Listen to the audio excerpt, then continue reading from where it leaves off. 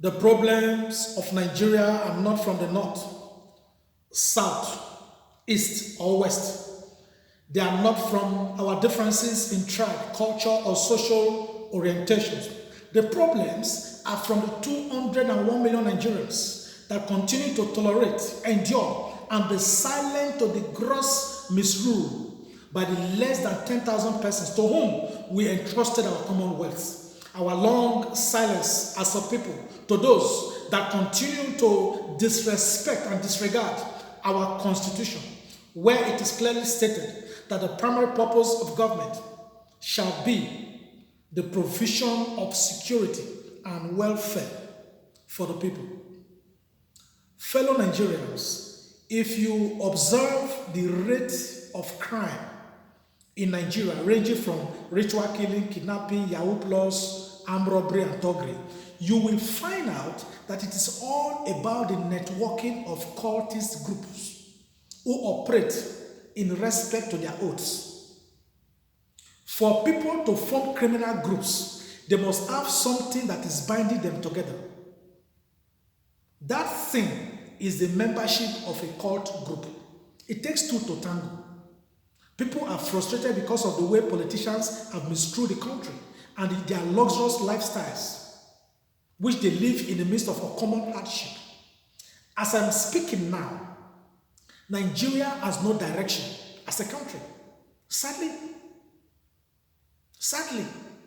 as other countries are having long-term development agenda, those that have found themselves in office in Nigeria, they now have long-term selfish agenda.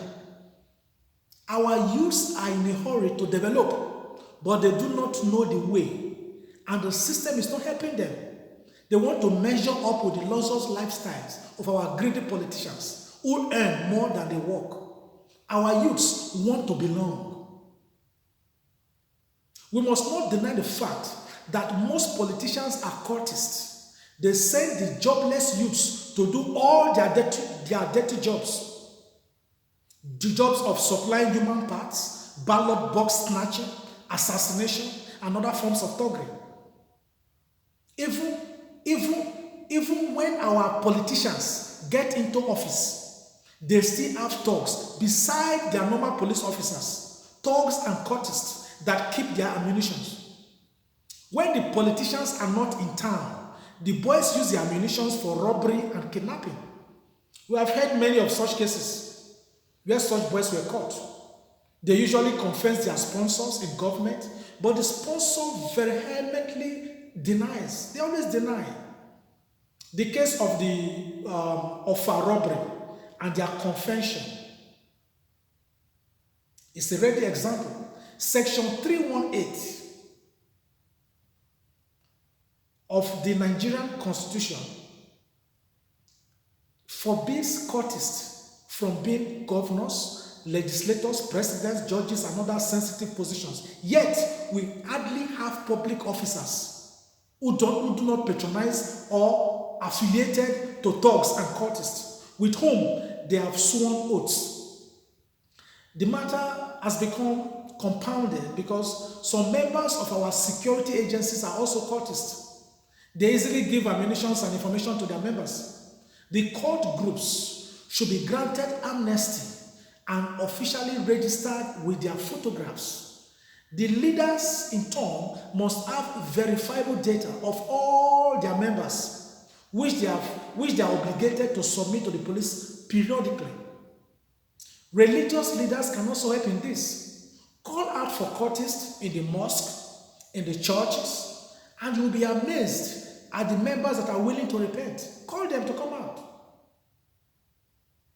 Today, we have cultism even in primary schools. Bus drivers and their conductors are members. Almost all street boys and girls are members just because they want to belong and claim false social status. Even police officers that are supposed to guarantee law and order are members. The time has come for government to genuinely register all cult groups in order to demystify, weaken, expose their activities, and strengthen their social and economic integration in the process. We can strengthen these boys and girls in a legal way. Those ones that are currently registered are not using their real names. For example, the Corporate Affairs Commission has registered Buccaneers simply as BAN, B-A-N. Vikings Confraternity is registered as Norsemen Club. Eye is registered as Radiance Group. Black Ass is Neo Black Movement. Pirates is National Association of Sea Dogs. Please review all their registration. Those that are arrested for crimes should be made to give useful information about their groups. When they are well registered, they could be easily be held accountable for any breach of the law. They will even be more careful when they operate. Our young ones are killing themselves unnecessarily in the name of court rivalry. Why they kill and inflict injury on others, other innocent Nigerians. No, we cannot continue like that. Our youths are wasting. We must not allow them to waste because many of them are acting ignorantly. Government must investigate the causes of their clashes between the various groups and use it to formulate policies that will enhance security and social well-being of the people. Our youths are being lured into joining cult groups, and this is spreading very fast. Many of them are acting ignorantly and fighting for a cause they do not understand. Some of them are already regretting why they joined, and they need help to come out of it because nothing positive comes from cultism. Our youths are tapping strength from where there is no power. When the courts are well registered, they could be useful in fighting crime, social injustice, and social decadence. They could also be brought together to work as vigilante and operate as non-profit organizations who could compete and execute useful projects. We need them to be social crusaders fighting for national justice and equity. Not fighting themselves unnecessarily, killing themselves unnecessarily. No. We should save our youths from self-destruction, self-seeking, and from self-seeking politicians who send them on dangerous missions while their children are at home or studying abroad. We must reorientate our youths. Some lecturers in higher institutions are also cultists. It makes it easier for them to use students against other lecturers or their respective institution of higher learning. When we hear that cultist clash killed many, what is the government doing about it? When those in government that are supposed to be role models and policymakers are patronizing them. Sadly, police arrest them, and it is not for them to, instead of them to take them to court, they take money from them for bail. In July 2018, 20-year-old female cultist Mariam Abiola confessed in Lagos on how she used to kill members of rival cult groups and other persons for a fee of 10,000 naira. 10,000 naira to kill somebody. Less than, that's about 23 euro. In October 2018, more than 20 persons were reportedly killed in Edo State. 19 persons were killed in April 2019 in various parts of Rivers State. In October 2018, a 16-year-old cultist followed his stepfather to the farm and shot him to death in Oviri Olomu in Delta State. Few months later, 17 suspected cultists were arrested in Alaja community in Udu local government of Delta State. In 2018, cultists strangled and killed a traditional ruler, Chief Eze Nwa Onu, in Enugu State.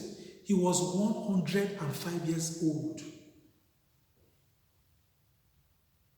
Badu boys, they wreaked havoc in Ogun State and Lagos States, using grinding stones on their victims. Our youths are wasting away, and a new generation of criminals are being bred in all parts of the country. The government must take decisive action. Taking them to court and sending them to prison does not solve the problem from the root. In most cases, when they are arrested, their members in top positions quickly intervene and they are secretly released. About 150 of such persons from Edo State were arrested on their way to disrupt election in Akwa Ibom in 2019. They confessed Adams Oshomole. It was breaking news, but they were all released secretly. After they mentioned the names of their boss, did we hear anything about them again? Can you imagine the havoc they would have committed if they had succeeded in accomplishing their missions? State governors could also go ahead to officially register court groups, know them one-on-one, provide them with job opportunities through productivity. An idle mind is the devil's workshop. Nigeria is blessed with vibrant youth, human capital, but while allowing our youth to waste because selfish politicians use them